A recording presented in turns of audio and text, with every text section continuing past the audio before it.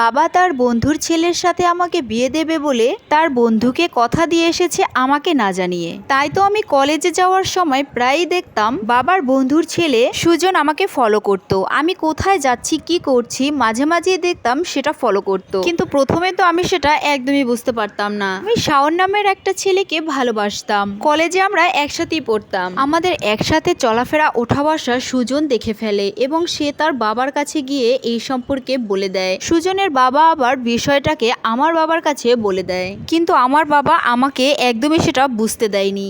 বাবা বলেছিল আমার পড়ার ইচ্ছে, তাই আমি যত দূর ইচ্ছে তত দূরই পড়বো। বাবা আমার উপর বিয়ের চাপ কখনোই চাপিয়ে দিবে না। কিন্তু আমার আর শাওনের সম্পর্কটা জানার পর বাবা তার বন্ধুর ছেলে সুজনের সাথে আমার বিয়ের তারিখটা এগিয়ে দেয়। এক সপ্তাহের মধ্যেই আমাদের বিয়ের তারিখটা পাকা করে দেয়। প্রথমে মা আমাকে এই কথাটা জানাতেই আমি শাওনের সম্পর্কে সবটা বলে দেই, আর তাছাড়া আমি এত তাড়াতাড়ি বিয়ে করব না বলেও বাধা দেই। কিন্তু মা সেটা বাবাকে বলার একদমই সাহস পায় না, কারণ আমার বাবা ছিল প্রচন্ড রাগী মানুষ। সে একবার তার বন্ধুকে কথা দিয়ে দিয়েছে মানে তার কোনো নড়চড় হবে না। আমি বুঝে গিয়েছিলাম যে এখন আমার বিয়ে অবশ্যই দিয়ে দিবে। তাই তো আমি যেভাবেই সম্ভব শাওনের সাথে যোগাযোগ করার চেষ্টা করি এবং তাকে সবকিছু খুলে বলি। শাওন আমাকে খুব ভালোবাসে আর আমিও। তাই তো আমরা দুজনে মিলে সিদ্ধান্ত নেই পালিয়ে যাবার জন্য।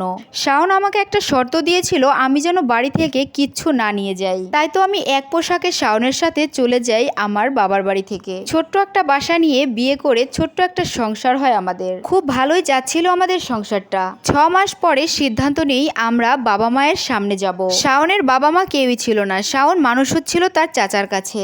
আমি বাবা মায়ের কাছে যাব বললে শাওন আমাকে বলেছিল আমার বাবা কখনোই আমাদেরকে মেনে নিবেন না, কিন্তু তারপরেও আমি শাওনকে জোর করে নিয়ে গিয়েছিলাম। ভেবেছিলাম এতদিন পরে বাবার সামনে গেলে বাবা কিছুতেই রাগ করে থাকতে পারবেন না আর আমাদেরকে মেনে নিবে। সরল মনে শাওনকে নিয়ে পৌঁছে গিয়েছিলাম আমার বাবার বাড়ি। কেয়ারটেকার কাকা আমাদেরকে বাইরে দেখে বাবাকে ডাকতে গেল।